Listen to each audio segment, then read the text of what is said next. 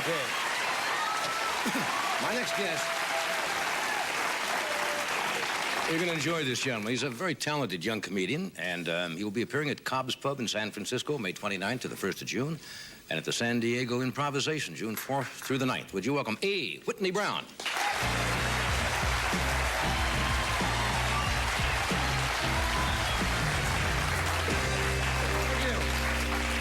I'm A. Whitney Brown.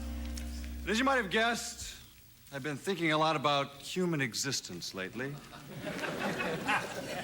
I guess because I saw my grandmother this week, probably for the last time. Oh, she's not sick or anything. She just bores the hell out of me.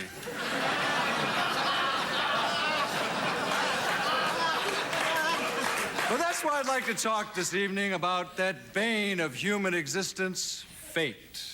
Fate and her sleazy sister, Karma. Because fate, my friends, is a funny thing. It's like a fabric that's woven with the threads of circumstance. Or maybe it isn't. Maybe it's a little more like a filthy rag that's spotted with the stains of coincidence. That's a nice metaphor. I love metaphors. They just come to me like...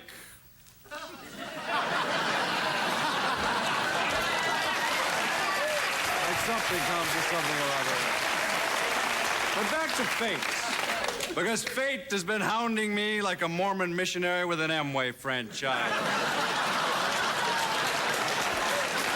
They caught up with me in Seattle this summer. Now, it's a lovely city, Seattle. Thank you. But oddly enough, it was raining the week I was there. But one day it was sunny, and I was having my lunch at an outdoor cafe. It was on top of an 8-story building, just above the high water mark. It was the middle of July, so I ordered a watermelon deluxe. Now in Seattle, that's a watermelon and a knife. I was about halfway through, and I noticed in the alley 8 stories below me a basketball hoop. Well, I was also wide open for the shot, so I took my stance with the melon. The busboy rushed over to try to guard me, of course, but I faked to the left and went over his head. Melon went smashing through a window on the other side of the alley, shattered it like a wine glass at an Ella Fitzgerald concert. Freaked me out, naturally. I figured, what if the police showed up with a helicopter? Any simple-minded detective could land a surveying crew in the alley and plot the trajectory of the melon through the window up to the roof. There was the evidence, seeds scattered around my table like pork chop bones at a Baptist picnic. But of course, the police never showed up. No, justice was left to the filthy rag of fate, my friends, and that night in the club, it sopped me up like a spilled drink. There I was, talking to the audience, and I noticed a lady sitting in front. I noticed her because she was listening to a Walkman.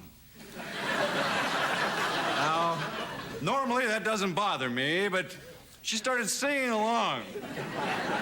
And I've always felt they should have a warning on those boxes like they do on cigarettes. Caution, this will not make you sound any better to the outside world.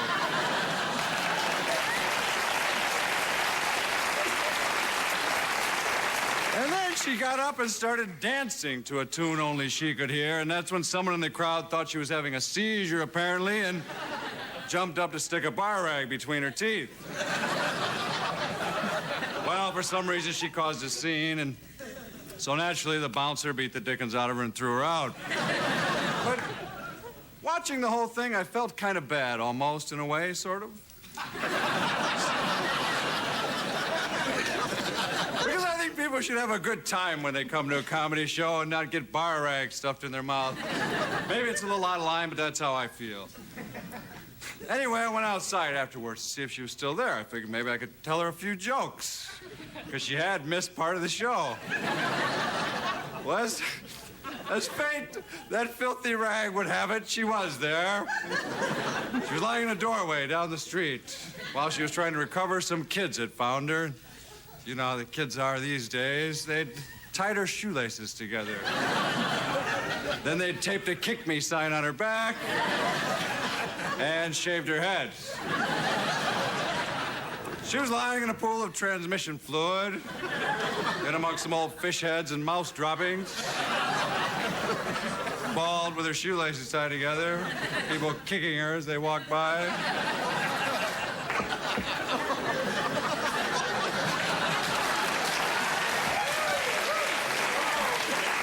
But I noticed she was crying.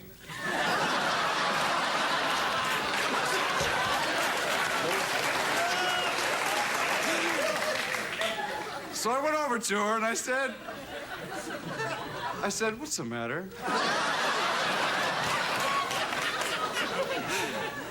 And just like a woman, she said, nothing.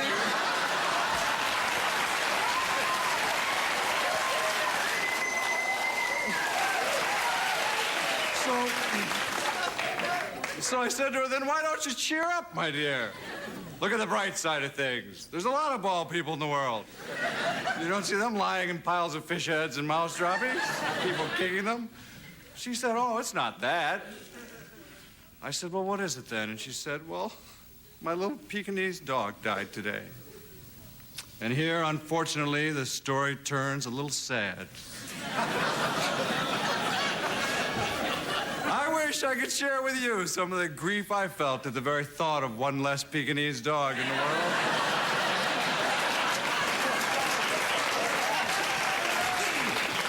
So I asked her how it happened. Because my neighbor has a Pekingese dog. I thought it'd be an awful shame if the same thing happened to it. She said it was a freak accident. He was getting a drink of water this afternoon, standing up on the toilet like he does.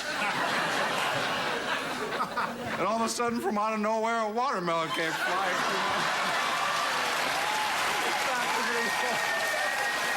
Thank you very much.